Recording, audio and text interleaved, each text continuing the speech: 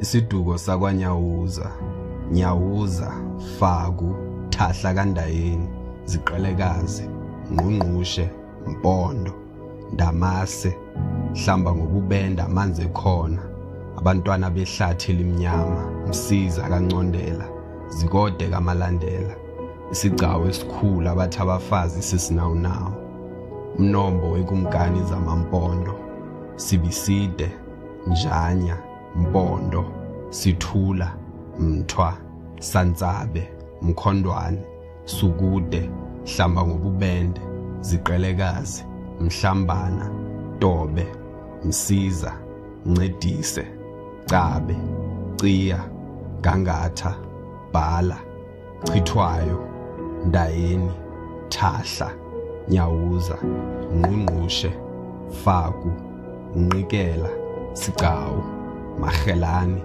Mandlonke, Zwelidumile, Zanozuko. AmaMpondo have for several centuries occupied land between the Mthatha and Mdantsiva rivers in the Eastern Cape. eMampondweni formed one of the largest parts of Transkei, a former independent apartheid republic. It is alleged that during the reign of King Faku, the boundaries of Mpondo land consisted of Mzimkhulu River in the east, Kahlamba Mountains in the north, and the Indian Ocean in the south. The name AmaMpondo was conjured to personify and symbolize the fact that their land was shaped like horns when including the land of their twin clan, AmaMpondomise. This also made it easier to tell educational stories about their history. AmaMpondo are a nation independent of AmaXhosa. They hail from the Great Lakes and are descendants of the Embo Empire. Abembo reached the Great Lakes via the Nile River after leaving Kush. Other kingdoms in the Eastern Cape who come from the Embo Empire are AmaMpondo, AmaMpondomise, AmaXesibe, AmaBomvana, namaHlubi, whose king is based in Natal. Zwide is said to be the first man to leave Embo, and his sons founded the nations of Abatembu. He was followed by Sibiside, whose son Njanya begot twins Mpondo and Mpondomise. From the descendants of twins Mpondo and Mpondomise, there are agreements about who was the oldest. It is said that while out hunting, Mpondo killed a lion and refused to hand over the skin to Mpondomise, as custom dictates that the senior brother is entitled to skins of certain animals. The tension between the two started from that day, and Mpondo and his followers were the first ones to leave and settle elsewhere away from their father's land. Several generations later, a descendant of Mpondo, known as Ngqungqushe kaNyawuza, was king of AmaMpondo. He succeeded his father, King Nyawuza, in June 1782 and reigned until his death in 1818. Sometime in the 1810s, King Ngqungqushe intervened in a succession dispute among AmaBomvana, who had been a Mpondo vassal state for centuries, on behalf of his son-in-law, Ngezana, who was married to King Ngqungqushe's daughter. Confident of the military prowess of AmaMpondo, who had never been conquered, the king led his army southwards after briefly assembling at his Vungeni capital. He crossed into Bomvana territory assured of victory. The combined AmaMpondo military force under King Ngqungqushe, together with a band led by Ngezana, attacked King Gambushe, who was a regent at the time, forcing the regent and his forces to retreat. While savoring the taste of their victory, AmaMpondo and their king Ngqungqushe relaxed for the night on the banks of the Dangwana River, on their way home enjoying the spoils of a victory well earned. Unbeknownst to them, the AmaBomvana regent, King Gambushe, had reorganized his forces and surprised the relaxed AmaMpondo military army with great force. In the ensuing chaos, King Ngqungqushe's royal guard was overtaken and King Ngqungqushe kaNyawuza was killed in the battle. Having not secured the succession of his heir, the young Prince Phakani kaNgqungqushe, the king was to be succeeded by his lower-ranking son, Prince Faku kaNgqungqushe, who usurped the throne King Fagu was born around 1780 in Palmerton, Lusikisiki, and is regarded as the greatest king of Amampondo. Sometime in 1824, Amabutho from KwaZulu, led by Mdlaka, King Shaka's most trusted general, were in pursuit of Madzikane, a Baca king who had fled southwest from present-day Natal to avoid Zulu raids.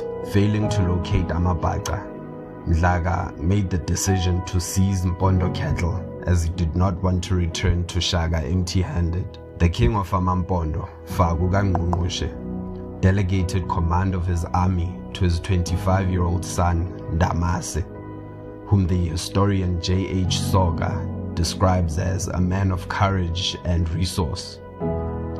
Mobilizing his force with amazing speed, Ndamase intercepted the invading Zulu and inflicted serious casualties on 3 Amabutho. The Mpondo warriors, with their distinctively long braided hair, watched as AmaZulu ran from the fight.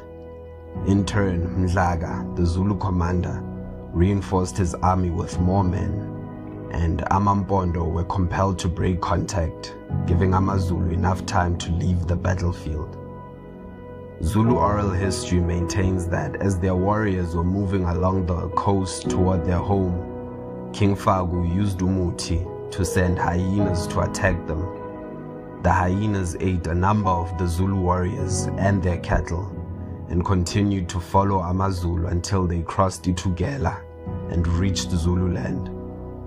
The hyenas were really just Mpondo warriors with their hunting dogs, who pursued and harassed the Zulu army as they ran away.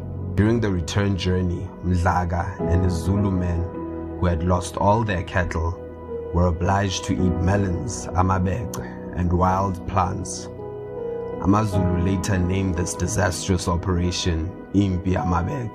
At the same time as the raids in Pondoland, Henry Francis Finn and a few other British traders set up a station at Port Natal, today known as Durban, on land that was given to him by King Shaka as a reward for providing gunmen as mercenaries in his war against King Zwide and Amandwandwe, where Shaka emerged victorious. Throughout September and October 1824, Finn conducted a personal reconnaissance of Mpondoland and returned to his station to organize a larger expedition. Early in 1825, Finn visited Fagu, who initially suspected him of being a Zulu spy. However, as the Mpondo king did not want to provoke further attacks and probably wanted to promote commerce, he eventually permitted Finn to travel as far west as the Mthatha River to locate areas where elephants could be hunted for ivory. In addition, Fagu allowed this British merchant to establish a temporary trading post with one of his sub-tribes east of the Mzimvubu River.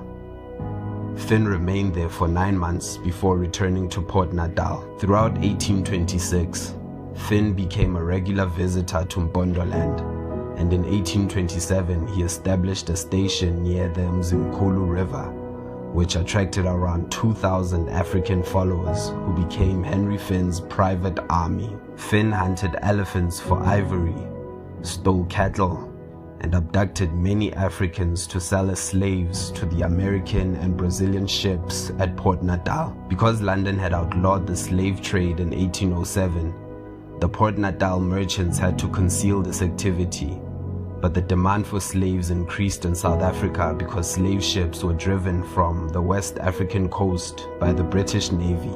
Since Shaka's first attack on Amampondo in 1824 had been a dismal failure, he supplemented his army with Henry Finn's musketeers, and in May 1828, a combined force of AmaZulu and Henry Finn's private army went to attack the Mpondo kingdom. This time, King Shaka personally led his army, but stayed behind at the Mzimkhulu River, where Finn had a large post. It was here that Shaka remained throughout the campaign and enlisted the services of the white traders. The large Zulu army was divided into two. One group would attack Fagu and the other would attack Madzikane.